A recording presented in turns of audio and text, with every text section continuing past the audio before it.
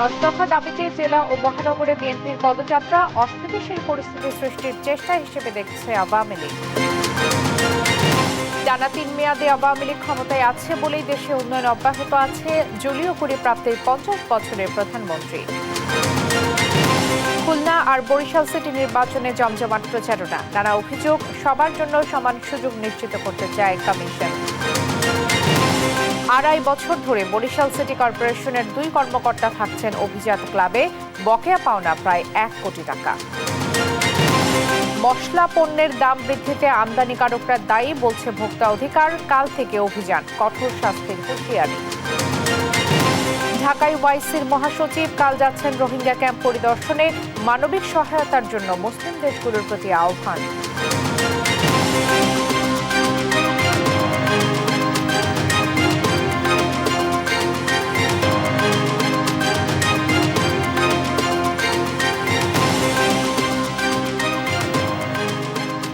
শুভেচ্ছা, আমন্ত্রণ সংবাদ রাতে শুনছিলেন AKSTMT বার সংবাদ শিরোনাম।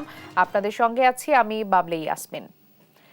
গণতন্ত্র পুনরুদ্ধারে বাংলাদেশে চলমান আন্দোলন আন্তর্জাতিক আন্দোলনের রূপ নিয়েছে বলে মন্তব্য করেছেন বিএনপির স্থায়ী কমিটির সদস্য আমির খসরু মাহমুদ চৌধুরী। বলেছেন, আওয়ামী লীগের কারণে সারা পৃথিবীতে দেশের ভাবমূর্তি নষ্ট হয়েছে। অভিযোগ করেন, ভিসা নীতি নিয়ে মে মাসের 3 তারিখে যুক্তরাষ্ট্র সিদ্ধান্ত জানালেও সরকার তা গোপন করেছে। কেন্দ্রীয় কর্মসূচির অংশ হিসেবে আজও দেশের বিভিন্ন মহানগর ও জেলায় পদযাত্রা ও সমাবেশ করেছে দলটি। চট্টগ্রামের পদযাত্রা কর্মসূচিতে পুলিশের সাথে ধাওয়া পাল্টা ধাওয়ার ঘটনাও ঘটেছে। বিস্তারিত সাইফুল রিপনের প্রতিবেদনে। নিত্যপণ্যের দামের ঊর্ধ্বগতি, মিথ্যা মামলায় গ্রেপ্তার, দুর্নীতির প্রতিবাদ সহ বিভিন্ন দাবি ও 10 দফা বাস্তবায়নে চট্টগ্রামের বহদ্দারহাটে কেন্দ্র ঘোষিত পদযাত্রা কর্মসূচিতে পুলিশের সাথে বিএনপি নেতাকর্মীদের ধাওয়া পাল্টা ধাওয়া ও সংঘর্ষের ঘটনা ঘটে।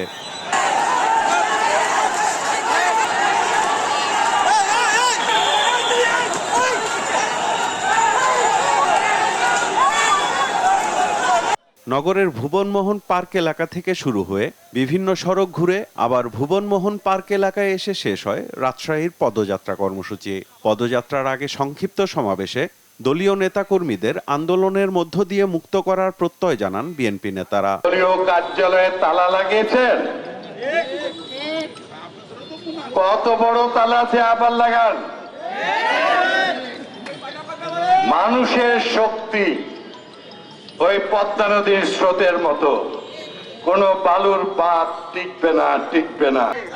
সিলেটের পদযাত্রায় অংশ নিয়ে পদযাত্রা পূর্ব সমাবেশে বিএনপি নেতারা বলেন, মন্ত্রী এমপিরা উন্নয়নের বুলি শুনিয়ে লুটপাট দুর্নীতিতে ব্যস্ত।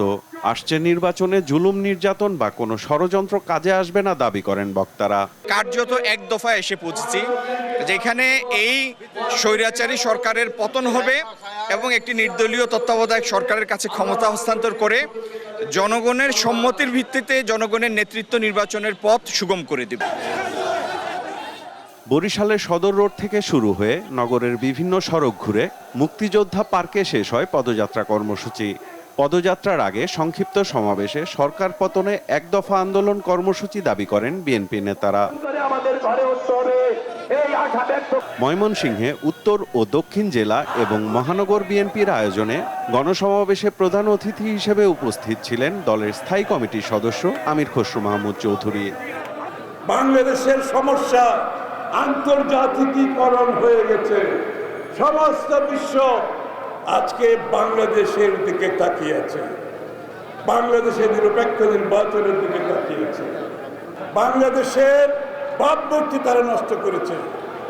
আজকে বা তাদের কারণে, গণতন্ত্র না থাকার কারণে, মানবাধিকার না থাকার কারণে, জনগণের নিরাপত্তা না থাকার কারণে এই স্যাংশন আসছে, ভিসা নিষেধাজ্ঞা আছে। গণতন্ত্র পুনঃপ্রতিষ্ঠা না হওয়া পর্যন্ত গণতন্ত্রকামীদের ঐক্যবদ্ধ হয়ে আন্দোলন সংগ্রামে অংশ নেওয়ার আহ্বান জানান বিএনপি নেতারা। সাইফুল রিপন, নিউজ ডেস্ক, দেশ টিভি। আওয়ামী লীগ সাধারণ সম্পাদক ওবায়দুল কাদের অভিযোগ করেছেন, অস্থিতিশীল পরিবেশ সৃষ্টির মাধ্যমে বিএনপি সুষ্ঠু নির্বাচন আয়োজনের ক্ষতি করতে চাইছে। বিকেলে দলের যৌথ সভা শেষে ব্রিফিংয়ে তিনি বলেন, বিদেশে সরকারের কোনো প্রভু নেই, বন্ধু আছে। আমেরিকার ভিসা নীতি নিয়ে সরকার কোনোভাবেই চিন্তিত নয় বলে মন্তব্য করেন আওয়ামী লীগ সাধারণ সম্পাদক। তৌফিক মাহমুদ মুন্নার রিপোর্ট। আওয়ামী লীগের সম্পাদক মণ্ডলীর সঙ্গে ঢাকা মহানগর উত্তর দক্ষিণ আওয়ামী লীগ ও সহযোগী সংগঠন সমূহের সভাপতি সাধারণ সম্পাদকের যৌথ সভা।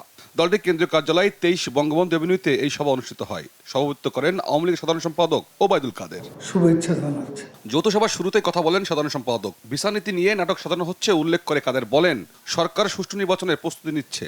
ভিসার ব্যাপারে আমরা মাথা ঘামাই, নিষেধাজ্ঞা ভিসা এসব আমাদের বিষয় না। আমরা এইসব নিয়ে মাথা গামাই না, এসব নিয়ে আমাদের কোনো মাথা ব্যথা নেই।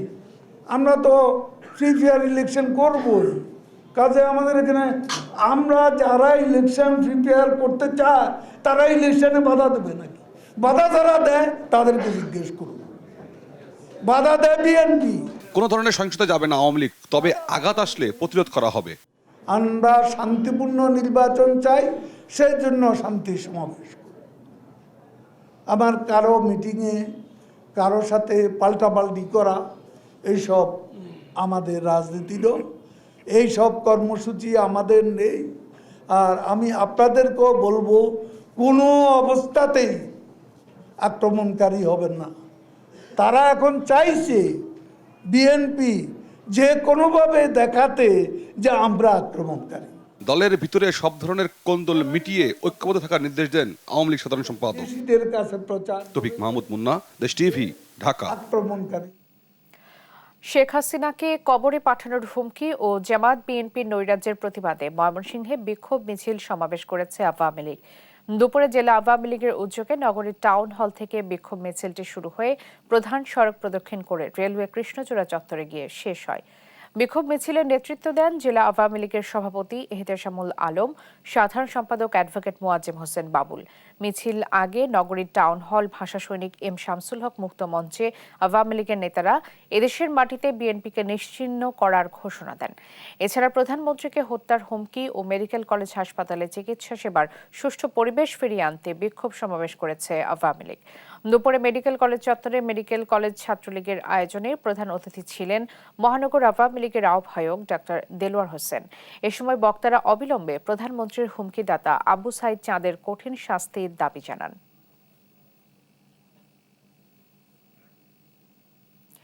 টানা 3 মেয়াদে আওয়ামী লীগ ক্ষমতায় আছে বলেই দেশে উন্নয়ন অগ্রযাত্রা অব্যাহত আছে। বঙ্গবন্ধুকে হত্যার পর টানা 21 বছর অশান্তি ছিল দেশে।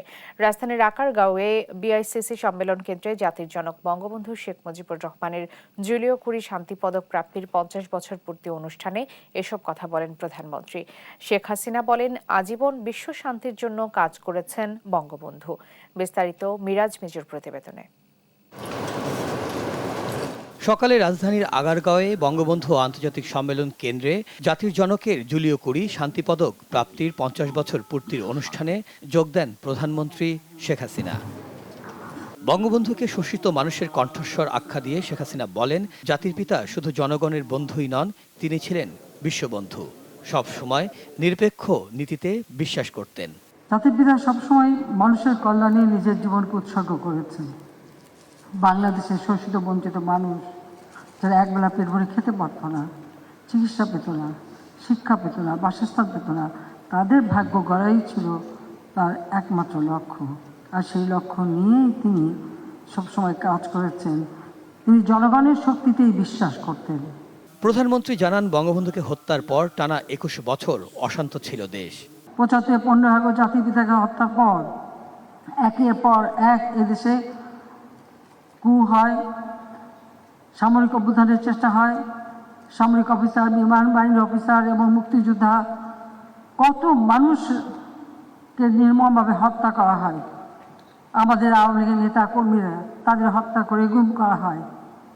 একটা অশান্ত পরিবেশ, প্রতি রাতে কারফিউ, এই ধরনের একটা পরিবেশের মধ্য দিয়ে 21টা বছর এদেশের মানুষকে কাটাতে হয়েছিল। 2008-এর নির্বাচনের পর দেশে শান্তিপূর্ণ গণতান্ত্রিক পরিবেশ বিরাজ করছে বলেই দেশ উন্নতি করছে বলেও জানান প্রধানমন্ত্রী। 2008 সালের নির্বাচনের পর থেকে এ পর্যন্ত বাংলাদেশে একটা শান্তিপূর্ণ গণতান্ত্রিক পরিবেশ বিরাজমান বলেই আজকে বাংলাদেশ আর্থসামাজিক উন্নয়ন করতে সক্ষম হয়েছে। বলেন, তার সরকারের আমলে দেশে কমেছে দারিদ্র্যের হার। কোনো মানুষই হতদরিদ্র, গৃহহীন ও ভূমিহীন থাকবে না। ক্ষুধামুক্ত, দারিদ্র্যমুক্ত, উন্নত সমৃদ্ধ বাংলাদেশ। এর আগে সকালে এ অনুষ্ঠানে যোগ দিয়ে স্মারক ডাকটিকিট উন্মুক্ত করেন প্রধানমন্ত্রী শেখ হাসিনা। মিরাজ মিজু, দেশ টিভি, ঢাকা। এবারে সিটি নির্বাচনের খবর।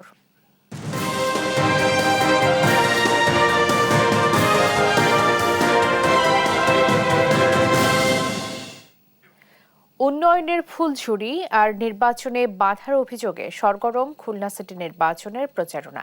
তৃতীয় দিনে প্রচারণায় উন্নয়নের নানা প্রতিশ্রুতি দেন আওয়ামী লীগ প্রার্থী তালুকদার আব্দুল খালেক। আর জাতীয় পার্টির প্রার্থী শফিকুল ইসলাম মধু তার নির্বাচনে বাধা দেওয়ার অভিযোগ করেছেন। এদিকে দুপুরে খুলনা প্রেস ক্লাবে ইশতেহার ঘোষণা করেছেন ইসলামী আন্দোলন বাংলাদেশের প্রার্থী আব্দুল আউয়াল। খুলনা থেকে সহকর্মী মোহাম্মদ অসীমের তথ্যছবিতে ডেস্ক রিপোর্ট। অভিযোগ আর উন্নয়নের বার্তায় সরগরম খুলনা সিটি কর্পোরেশন নির্বাচন।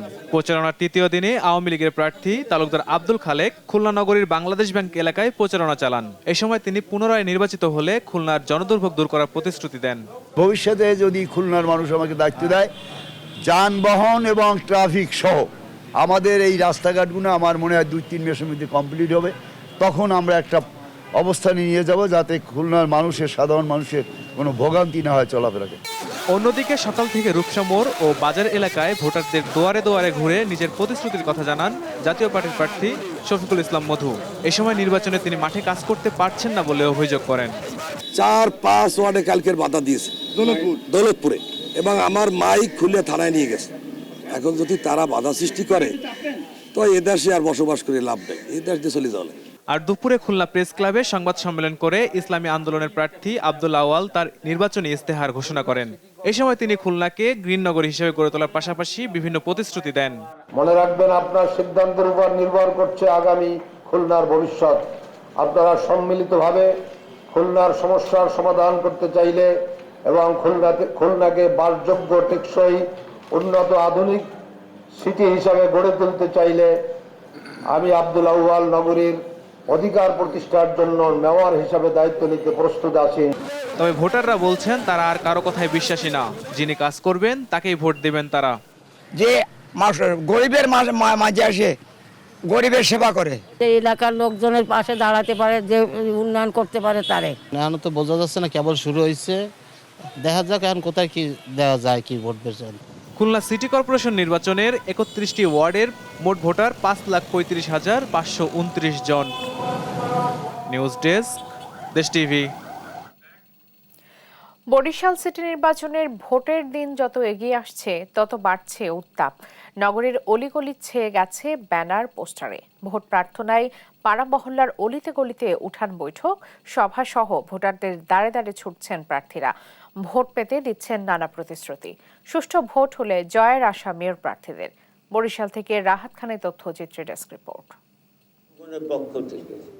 বেলা 11টায় নগরীর একটি অভিজাত হোটেলে metropolitan chambers of commerce and industry ও উইমেন চেম্বার অব কমার্সের ইন্ডাস্ট্রির নেতৃবৃন্দ সহ ব্যবসায়ীদের সাথে মত বিনিময় করেন আওয়ামী লীগ প্রার্থী আবুল খায়ের খোকন শেরনিয়াবাদ। সভায় ব্যবসাবান্ধব পরিবেশ সৃষ্টি করতে নৌকায় ভোট দেওয়ার আহ্বান জানান তিনি। আপনাদের কাছে আমি দোয়া চাই, যাতে করে আপনারা নির্দ্বিধায় আপনাদের নিজেদের চেষ্টায় এই ভোট কেন্দ্রে আপনারা খুব সকাল থেকে আসবেন, ভোট প্রদান করবেন। ইনশাল্লাহ আমরা যাতে সবাইকে নিয়ে মিলিতভাবেই আমরা জয়যুক্ত হতে পারি। এদিকে সকাল 10টায় নগরীর কীর্তনখোলা নদী সংলগ্ন রসুলপুর কলোনিতে গণসংযোগ করেন জাতীয় পার্টির প্রার্থী ইকবাল হোসেন তাপস। এই সময় তিনি বাসিন্দাদের নানা সমস্যার সমাধানে আশ্বাস দেন। শুধু এই এলাকায় না, সারা বরিশাল নিয়ে আমাদের ভাবনা আছে। তবে এই এলাকার যে দুরবস্থা এর আগেও আমি দেখেছি।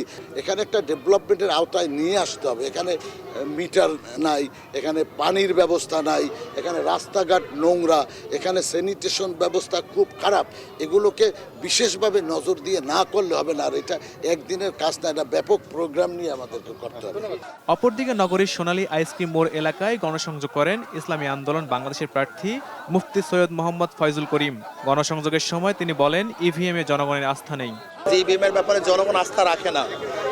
বাকি যদি সুন্দর মতো সে নির্বাচন উপহার দেয় তাহলে সেটা ভিন্ন কথা।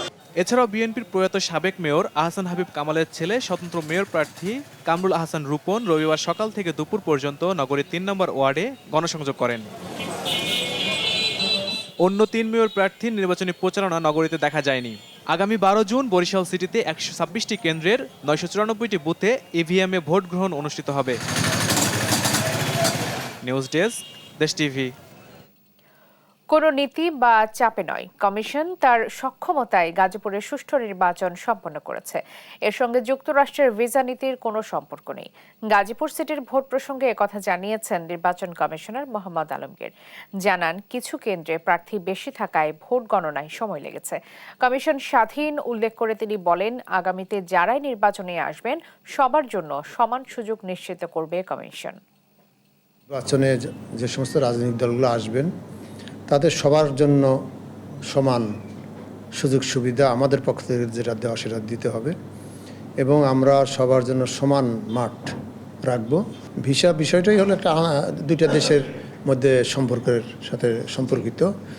তার নাগরিকে কোন দেশের নাগরিক কোন ভিসা দিবে না দেবে তার জন্য অনেকগুলো নিয়ামক কাজ করে। আমাদের কাজ হলো যে আমাদের যে নির্বাচন কমিশনের জন্য যে সমস্ত সংবিধানে যে সমস্ত আইনকানুন রয়েছে, আমাদের নির্বাচন সংক্রান্ত যে কোনো আইনকানুন রয়েছে, নির্বাচনের বিধি আছে, ম্যানুয়াল আছে, সে অনুযায়ী আমাদের সঠিকভাবে কাজগুলো করা। মাসিক বেতন ৭০,০০০ টাকা, অথচ ২.৫ বছর ধরে থাকছেন দৈনিক ৪,৬০০ টাকা ভাড়ায় একটি অভিজাত বিনোদন ক্লাবের গেস্ট হাউসে। কক্ষ ভাড়া বাবদ ৩৭,২৬,০০০ টাকার পুরোটাই বকেয়া। সরকারের উপসচিব পদমর্যাদার এই ব্যক্তি হলেন বরিশাল সিটি কর্পোরেশনের প্রধান নির্বাহী কর্মকর্তা সৈয়দ মোহাম্মদ ফারুক হোসেন।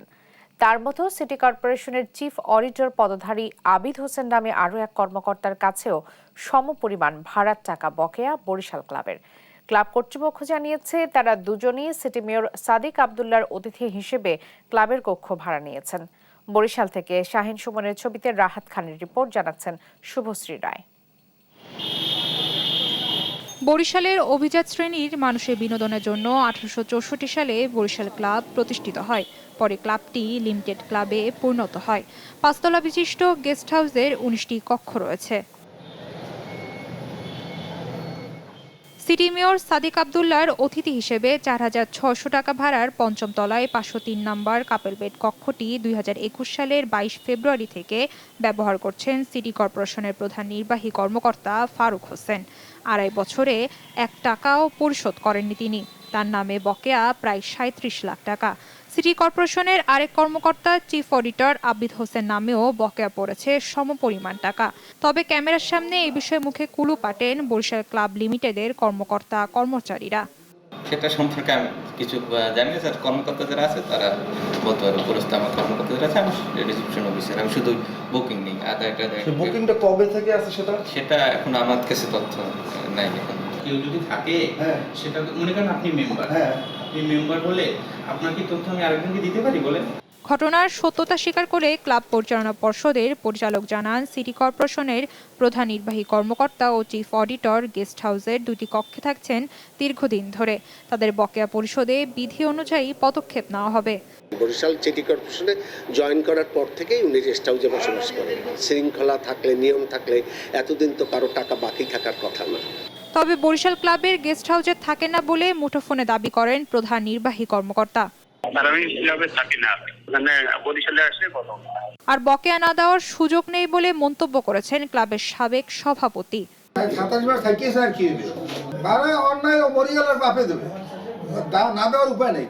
সিটি কর্পোরেশনের 2 কর্মকর্তার ক্লাবে থাকার এই বিষয়টি এখন বরিশালের অন্যতম আলোচনার বিষয়।